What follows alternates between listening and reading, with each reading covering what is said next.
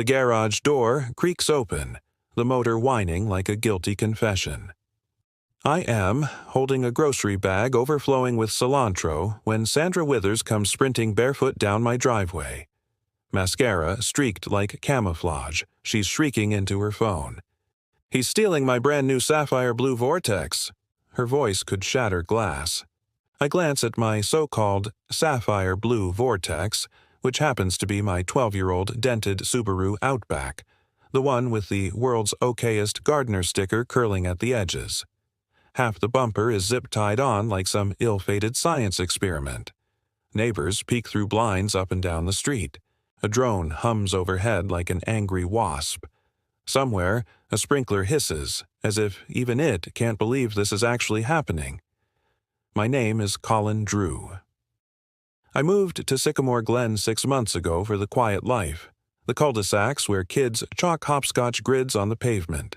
Dog walkers carry biodegradable bags, and the HOA sends certified letters if your trash can lid tilts at what they deem a jaunty angle.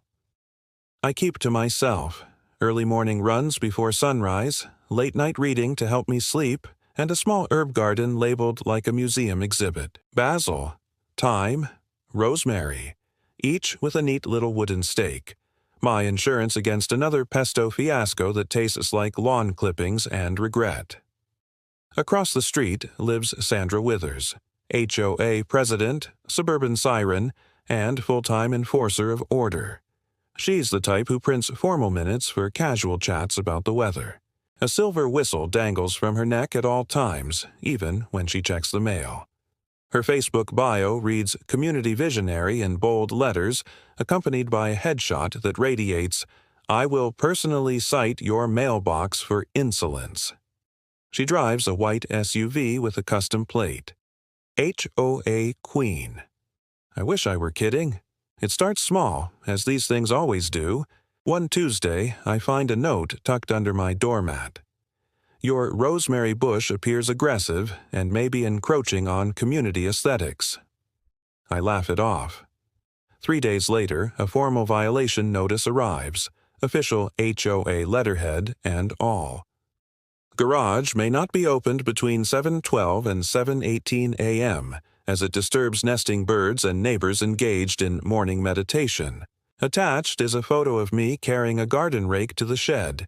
Time-stamped 7:14 a.m., captioned, "Suspicious tool observed in transit." Next comes the drone, a white quadcopter plastered with HOA compliance stickers, hovering outside my kitchen window during breakfast to document code adherence. Sandra insists in a community email that it's part of an air quality study for the Neighborhood Wellness Initiative. In truth, it's spying on my recycling habits and photographing my trash bins on pickup day. Soon, another email circulates with the subject line, "Vehicle Hoarding Concerns." Sandra alleges I'm stockpiling automobiles for unidentified purposes. For the record, I own one car and a rusty bicycle whose squeaky chain terrifies squirrels. By week 3, Sandra trespasses at dawn to measure my grass with a wooden ruler, muttering about unauthorized vertical growth exceeding 75 inches. She accidentally on purpose sprays industrial weed killer near my herb beds, wiping out my prize-winning oregano. Then she posts on Nextdoor, "Blue Car Bandit, casing garages in our community. Stay vigilant." Attached photo. Me, holding cilantro in my driveway.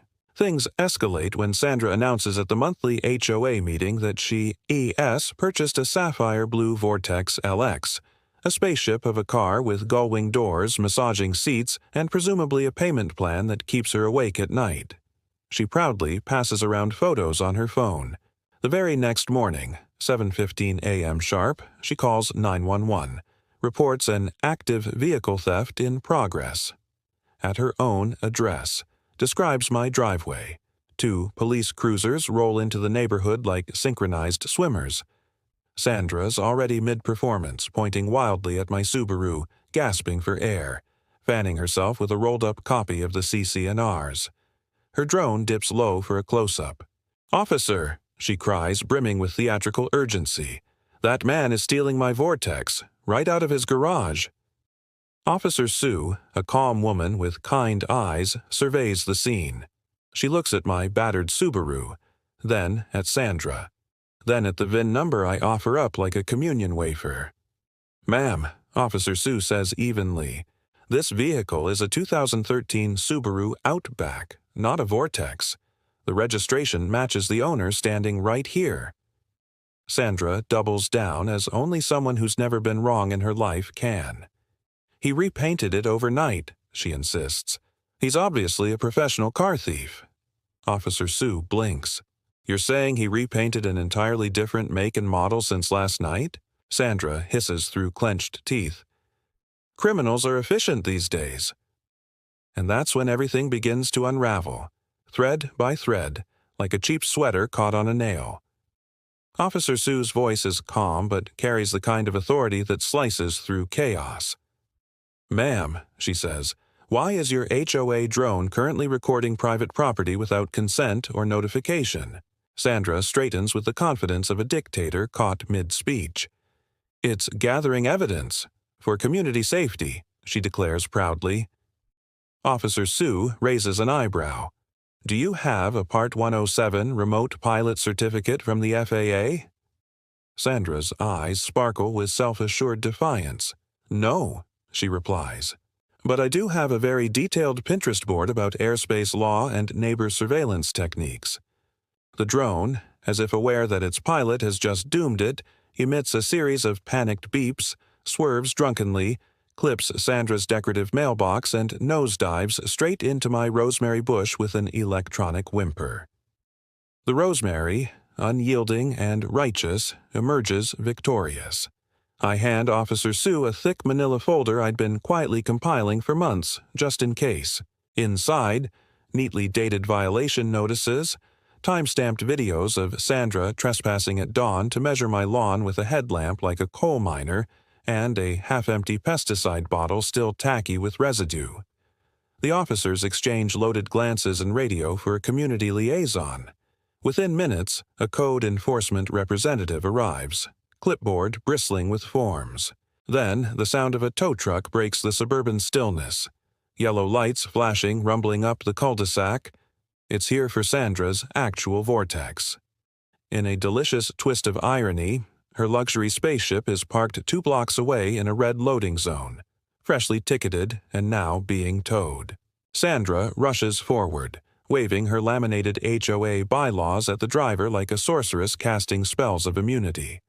The driver, clearly a veteran of neighborhood melodrama, shrugs with professional indifference, hooks the sapphire blue machine, and drives off.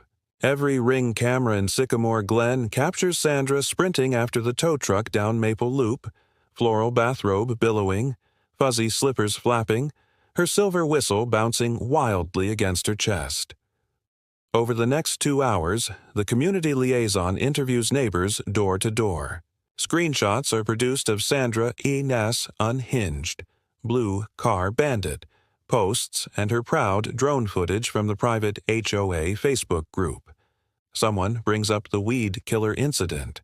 Someone else mentions, barely containing laughter, that Sandra maintains a spreadsheet tracking everyone's garage door open and close times, color-coded by threat level. A week later, Sycamore Glen convenes an emergency HOA meeting in the beige, fluorescent-lit clubhouse that makes everyone look mildly seasick. Sandra arrives in a blazer so sharply pressed it could cut glass, flanked by her 2 remaining allies, both looking like they've just realized they are standing on the deck of a sinking cul-de-sac-shaped ship. Officer Sue and the liaison present their findings to the packed room: illicit drone surveillance, repeated trespass, targeted harassment, false police report, and unpermitted pesticide use. The projector hums to life. Exhibit A. Sandra, kneeling on my lawn at sunrise, ruler pressed reverently into the grass as though performing a sacred measurement ritual. Exhibit B. The infamous blue car bandit photo. Me, holding cilantro, framed perfectly by my own garage door. Exhibit C. The drone's final chaotic descent into the rosemary bush. frozen mid-crash in leafy green apocalypse. Gasps ripple through the crowd. Murmurs swell. From the back, Mrs. Keating from Lot 14 whispers just loud enough for everyone to hear. You know, he really is an okay gardener. The board votes, publicly, painfully, unanimously, to remove Sandra as HOA president. Her allies evaporate like mist in sunlight. A civil citation follows: criminal trespass, illegal pesticide use, false reporting. The city levies a $5,000 fine for unauthorized drone surveillance and nuisance misuse of police resources. Then comes the restraining order.